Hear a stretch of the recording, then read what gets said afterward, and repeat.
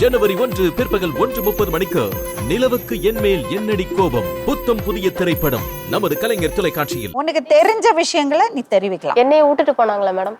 எனக்கு என்ன அவங்க பதில் சொல்றாங்கன்னு நான் கேட்கணும் மேடம்.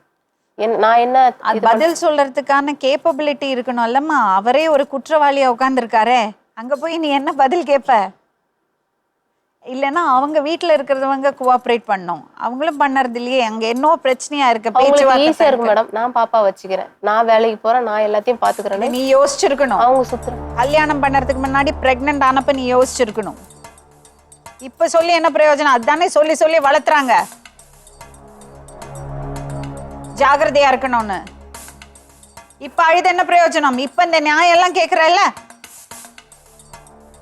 நான் நினைச்சதுதான் பண்ணுவேன், அப்பா அம்மா சம்மதம் இல்லாம பண்ணுவேன்னா அதுல வருது விளைவுகளை சந்திச்சுதான் ஆகணும்.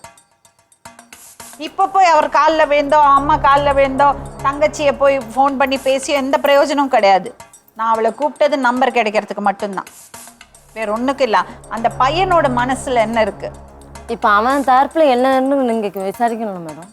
அவன் கூப்பிடுறான்னா பார்க்கலாம், கூப்பிடலன்னா நான் சொன்ன முறையில த்ரூ அட்வொகேட் போயிடும்.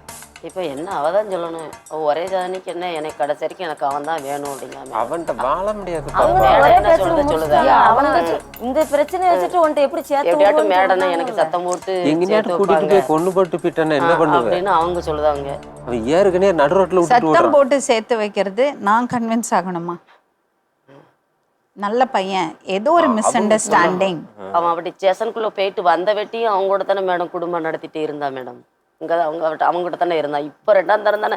இப்போ கொஞ்ச நாளைக்கு பிறகு இப்படி பிரச்சனை ஆயிட்டு அவங்க 2ஆம் தரம் வந்து கூட்டு போய் வச்சுக்கிட்டான் மேடம். அடிச்சு மூளையில் உள்ள இருந்து போயிட்டு என்ன பிரயோஜனம்? அது பண்ணிருக்கவே கூடாது. பண்ணிடக்கூடாது. அவன் ஒரே என்னன்னே தெரியல, அவன் எண்ணத்திலே தான் இருக்கா. அவன் இப்படி பண்ணிட்டு போயிட்டான். நீங்க யாருமே சப்போர்ட் பண்ணக்கூடாது. ஜனவரி 11 பிற்பகல் 1:30 மணிக்கு இட்லி கடை சூப்பர் ஹிட் திரைப்படம்